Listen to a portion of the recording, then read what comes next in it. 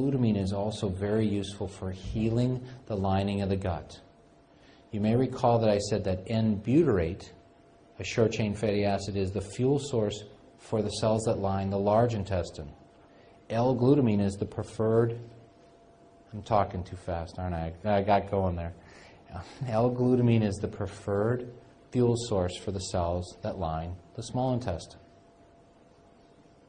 In fact, we saw this earlier, that when there's inflammation, we see changes in permeability, and permeability can be treated with L-glutamine. Inflammation will cause changes in permeability, which we can treat with these various agents, including vitamin D. And here's an approach that we use when we're applying vitamin D. The doses that we look for are working to get their overall vitamin D levels to approximately 50 nanograms per deciliter.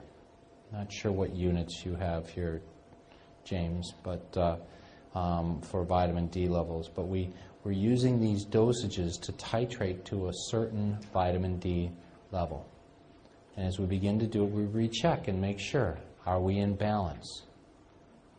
Other anti-inflammatories will include the fish oils like EPA and DHA. We can measure the omega-3 fatty acids. We can measure the omega-3 index, which is a combination of EPA plus DHA. And there are specific kinds of both red blood cell and whole blood testing to look at the amount of fatty acids that are present. And it's clearly been demonstrated that giving dosages of up to 3 grams per day is safe of EPA and DHA. In treatment protocols, working with patients who are sick, we've used dosages that are greater than 3 grams, going up to doses as high as 20 grams for acute inflammatory illnesses. Generally, doses in the 4 to 6 grams would be considered the high end therapeutically. But they're a great tool to be able to use. And then there's L-glutamine. L-glutamine is used when there's deterioration in the small intestine. And we can use it as a specific agent for repair in doses. I usually use it giving 1 gram 3 times a day for 1 week, and then titrating that up over 3 weeks to 3 grams 3 times per day, and keep the person on that for a month to help with their intestinal permeability. So as we saw in the first talk, if they have an altered double sugar test, or if they have autoimmune disease or some other reason to believe there is intestinal permeability, this is a great tool to be able to use. And finally, rebalancing, which is really more of the body-mind connection that goes on there, where we realize that our attitudes, our diet, and our lifestyle can affect what's going on with our gut. And I'll spend more time talking about that on Monday afternoon, where there are some specific kinds of tools that can be used to help bring balance between the sympathetic nervous system and the parasympathetic nervous system. So now I come to the matrix. And as we look at the matrix, as Christy talked about, we try to understand the person of what's going on in their mental, emotional, and spiritual aspects. We've been talking about assimilation here, but we're going to find, as I talk about a specific patient, we're going to find that they may have symptoms that appear to be in many areas. We're going to listen to, well, what are the antecedents? How were you doing when you first got ill? What was going on? What preceded everything? What things tend to trigger and make it worse? And so we're going to use this, and then we're also going to have an understanding of these personalized lifestyle factors of sleep, of exercise, nutrition, stress, and relationships so that we can personalize our therapy for this individual. So let's focus for the next 20 minutes or so on a case study to go through an individual. And as you do this, be thinking about, as Christy talked about this, we're going to ask you to fill out the timeline yourself for a patient of yours or for yourself. And so as you move through this, you'll see how I fill out the timeline for this individual. So it's a 32-year-old male. And he says, I've had a lifelong history of irritable bowel syndrome. Now what we see is that children will often, infants, when they present with what we might call irritable bowel syndrome, we call that colic. And in fact, interestingly enough, the studies show that in treatment of colic, the use of probiotics will eliminate symptoms 93% of the time. In children, we don't call it initially irritable bowel syndrome, we call it functional abdominal pain. They have pain in their tummy. Oh, mommy, my tummy hurts. And that's a precursor to irritable bowel syndrome. And we see that this gentleman, just at 32, he's had it his whole life. No one ever figured out what it was, because what we do with our workup is we stick a tube down, we look around, and we say, everything looks okay. But no one's checking the function. They're just checking the structure and the anatomy. So, 5 years earlier, at the age of 27, he was diagnosed with having blastocystis hominis. Now, this is a parasite infection that's quite common. In the United States, we see that 1 in 8 patients has blastocystis hominis. I was talking to a gentleman, a Pakistani physician recently, and he said that in medical school in Lahore, that was used as the determination that this was a normal stool sample. If it had blastocystis hominis, they knew that it was actually a human stool specimen. So it's very, very common. Now, he was treated at that point in time with an anti-parasitic metronidazole, which has been around for many, many, many years. We find that the resistance rates to metronidazole in the United States are about 40%. That is, about 40% of the parasites that are tested in the United States will not respond to metronidazole, basically antibiotic resistance that's gone on. But he felt better. He was given an antibiotic as well, but over the last 6 to 12 months, his symptoms returned. And he's got gas and bloating and intermittent diarrhea. So on your timeline, when you look at that, you're going to say, okay, way out here at the end of the timeline, I'm going to be focused on what's happening right now. Gas, bloating, digestive symptoms. This happened over the past year. I'm going to be asking the question, what happened over the past year? 5 years before, he had this infection, this parasitic infection that was diagnosed. But he'd had GI problems back many, many, many years before that time.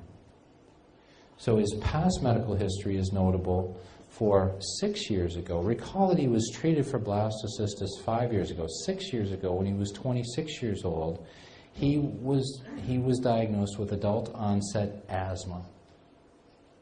Had lots of inhalers, using both a beta agonist as well as antihistamines. He was doing okay until about 6 months ago using this kind of PRN, or as-needed therapy. And then he had 3 asthmatic attacks.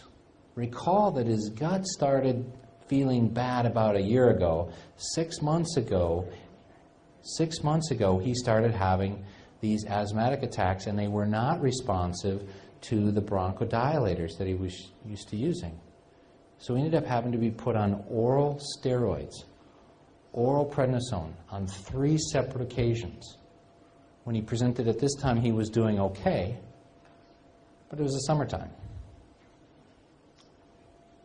So when we go back to his past medical history, we see that he had antibiotics many, many, many times for recurrent ear infections.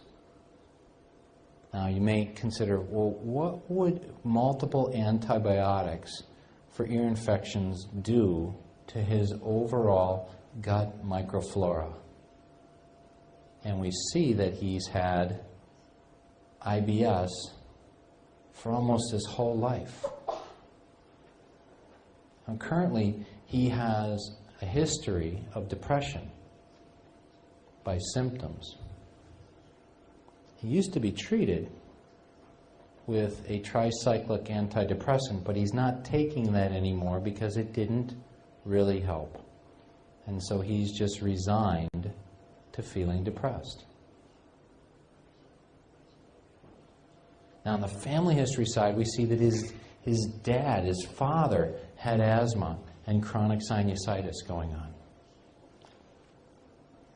Dr. Ho talked briefly this morning talking about genomic variations, and there are predispositions. I spoke briefly about some predispositions within the gut, but we see that there are some people who will have their inflammatory cytokines upregulated, where they're going to be reactive. In fact, we see people who have variations in interleukin-4 and interleukin-13 that will tend to have a predisposition towards atopic illnesses like eczema and asthma. We don't know the exact results of that with him at this point in time, but we say, okay, well, there's something that there's a family history that's going on. Now, he eats the standard American diet or the basic American diet. We call that the SAD diet or the bad diet, with a lot of carbohydrates. Drinks a lot of caffeine. Doesn't like fish at all. He's not getting any exposure to those anti-inflammatory EPA and DHA. And he often has fast food for lunch and dinner. He's using a salbutamol, so a beta agonist meter dose inhaler, as needed for his asthma. Takes aspirin. We talked about calprotectin earlier, which is a marker of inflammation in the gut. I didn't share with you that one of the things that makes calprotectin go up, it was on the slide, but it's non-steroidal anti-inflammatories. Aspirin, naproxen, these things will actually cause inflammation and intestinal permeability. Isn't that ironic that an anti-inflammatory actually can cause inflammation in the gut and increases in intestinal permeability? He lives alone. He's a doctor. That means he's got major issues going on. Little social life, doesn't exercise a whole lot, goes out on the weekends sometimes and overexerts himself. We see that when we examine him, his nasal mucosa were boggy. So we know that there's some respiratory inflammation that's going on. There may even be an infection that's present there. Fungal infections in the sinus cavity have been well established and documented. A little bit of irritation in the posterior oropharynx, meaning there's some postnasal drip that's going on.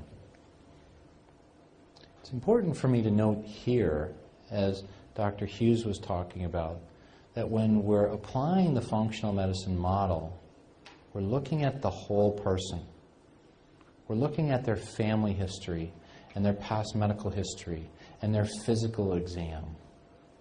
And we're listening to the whole story to piece it together, to understand the antecedents and the triggers. We're not just looking at laboratory testing, but that's another aspect of it. It's just being a good doctor, looking at the whole patient and seeing what's going on.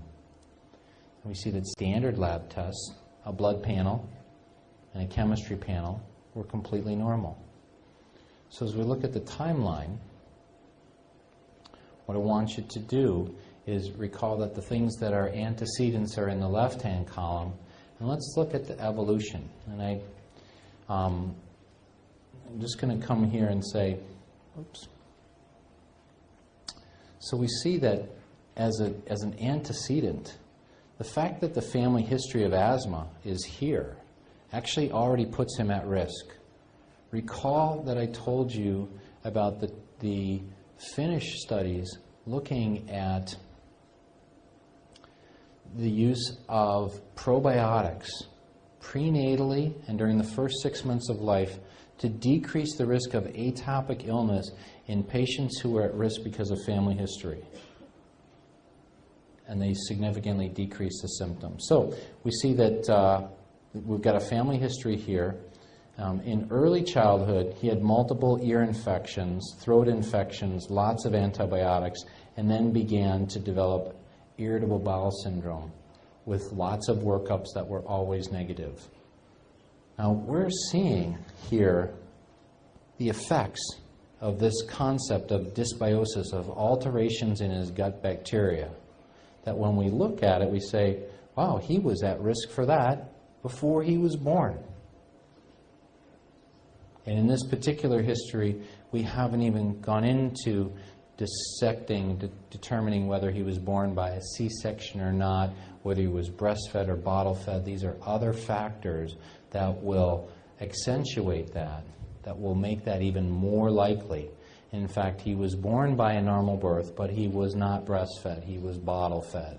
So between that and all the antibiotics, he's got alterations in his gut bacteria. Now, we begin to see 6 years ago, at the age of 26, asthma. Now he's got an acute infection that's going on. He's got gas,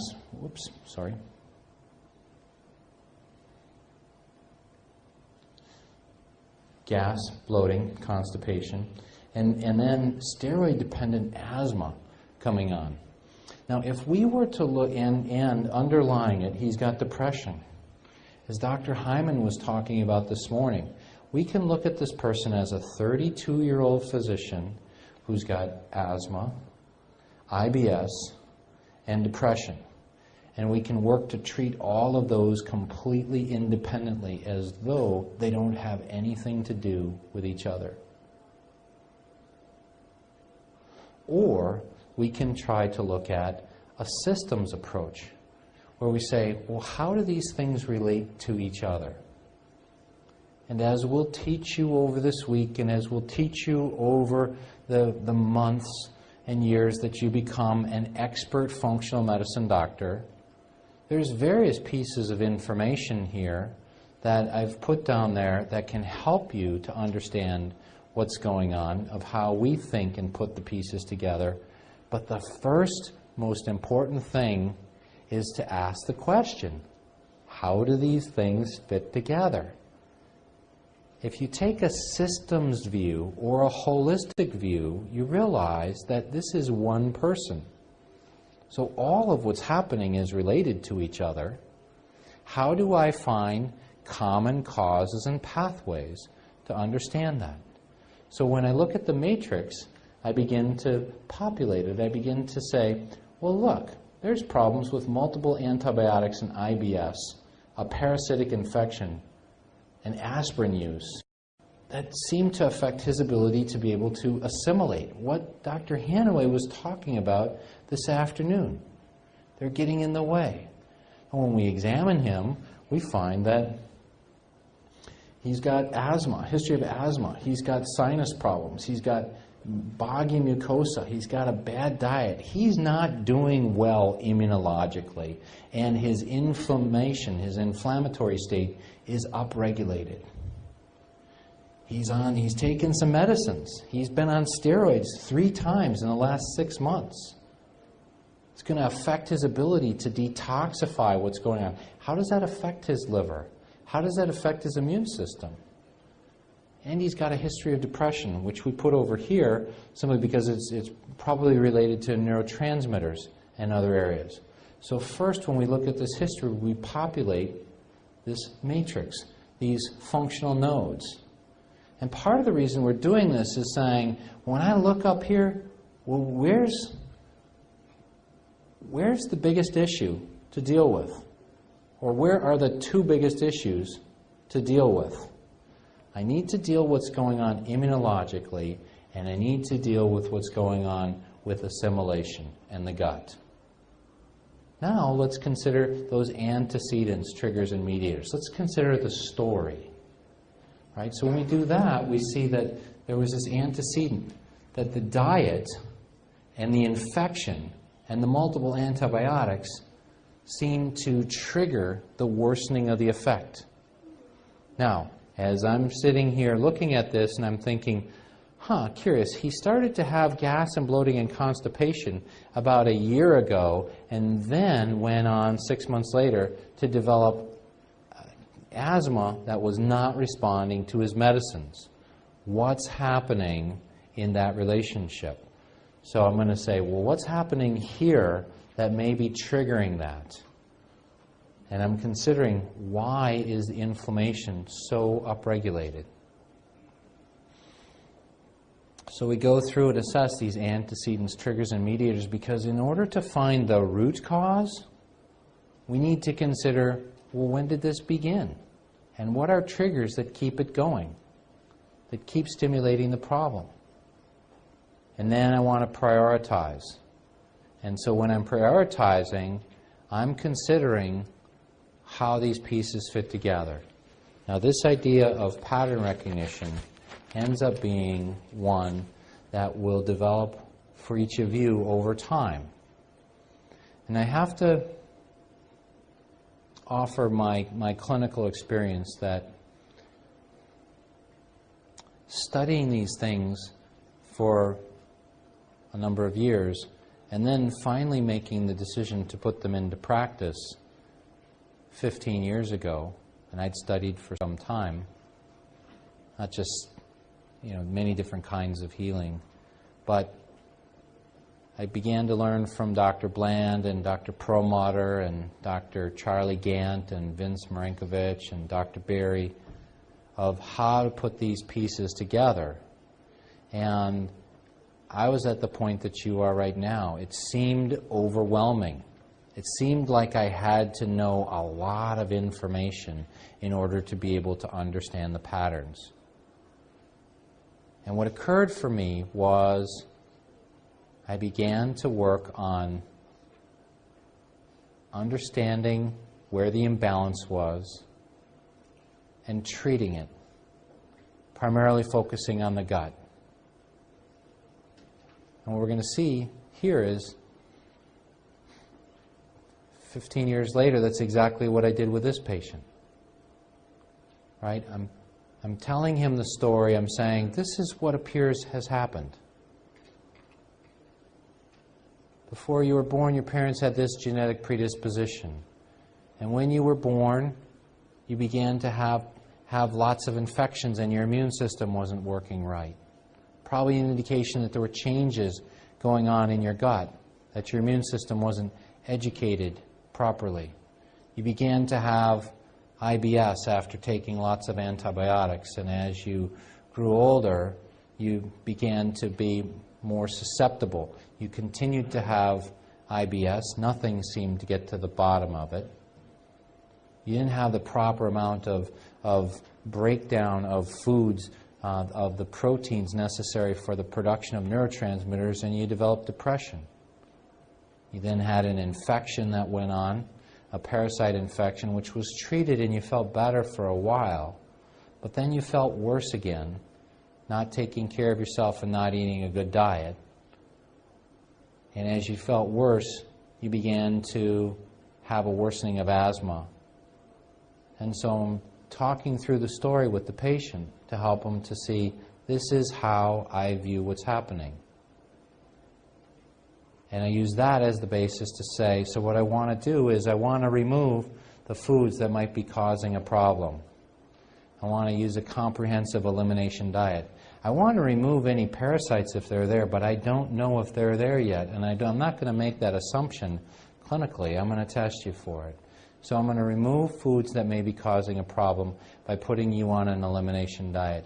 I'm going to replace and support the nutrients necessary for your GI tract. I'm going to give you some foods that will be anti-inflammatory in nature as I move through a comprehensive elimination diet. And I'm going to do some testing to look for ova and parasites over, do a stool test to figure that out. And I can look for ova and parasites with traditional methods, with microscopy.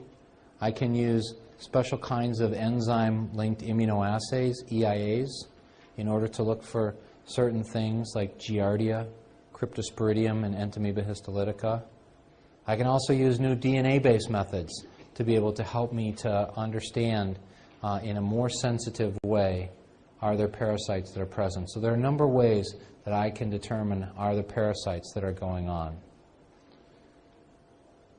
So we have here is quite often we can use sort of a simple approach where we remove with an elimination diet, we replace with anti-inflammatory medical food, we use probiotics, and we give some anti-inflammatories or immunoglobulins as a way, as a first step in the process.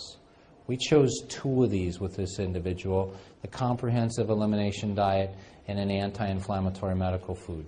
I could have used probiotics and anti-inflammatory EPA and DHA, but I chose not to do that. I wanted to see what was going on. We ordered the tests looking at ova and parasites. What we found on the ova and parasite test was that he had Endolimax nana, rare, and many Blastocystis hominis that were present. We found that he didn't have Giardia or Cryptosporidium or Entamoeba histolytica. Oops. We found that he was about 50% and better just from the elimination diet and putting him on an anti-inflammatory medical food that helped to support him while we did this. So he's still got parasites present, but he's already 50% improved. Decrease in gas and bloating, his irritable bowel symptoms were better, decreased asthma complaints. So Blastocystis hominis. There's a number of slides that you have in your notes there about Blastocystis hominis. I'll go over just a few of them. The important one here is that when we look at a population of 515 people who had Blastocystis hominis, 46% of them, only 46% were symptomatic. If we measured everybody in the room for Blastocystis hominis, we would find about about 1 in 8 people have it, but we'd find that of that, about half of you don't have any symptoms and half of you do. Now, of the half that don't have symptoms, we don't need to treat you.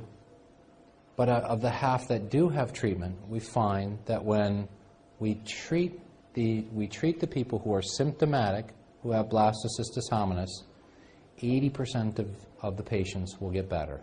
80% will have a resolution of symptoms. Now, we also find that Blastocystis hominis has been shown to increase intestinal permeability. Recall that I said earlier that when someone has inflammation going on, they're going to have an increase in their intestinal permeability. This is going to activate the immune system. This is a problem. So we want to be able to work to treat the Blastocystis hominis.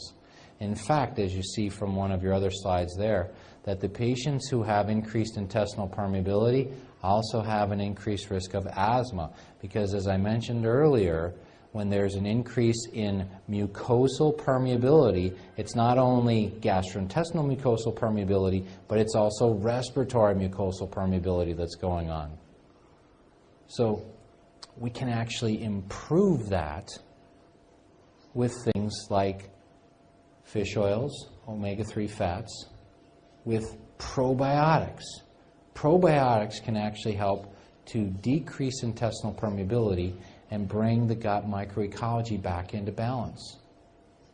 And so here we see the references on these papers that we can use these agents to improve permeability So with this patient, what we did is we put him on an anti-parasitic, nitazoxanide.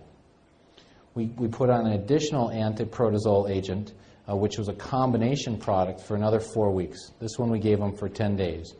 We gave him probiotics, and we continued him on the dietary changes that he was on. Now, in this particular patient, we didn't get aggressive with using omega-3 fats. We gave him probiotics. We focused on the diet, and we focused on the anti-parasitic actions. There are other things that we could have done.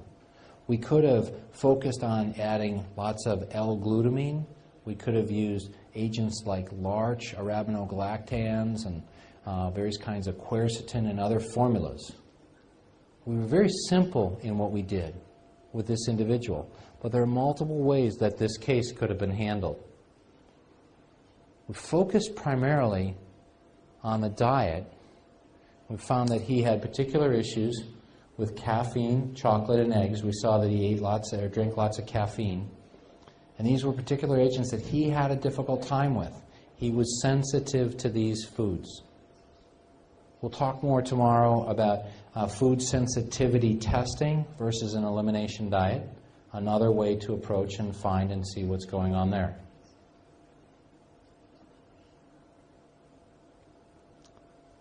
And by 12 weeks, just at 3 months period of time, he was asymptomatic for asthma and for irritable bowel syndrome. Taking chocolate, eggs, and caffeine out of his diet and treating him with antiparasitic herbs. That's primarily what we did.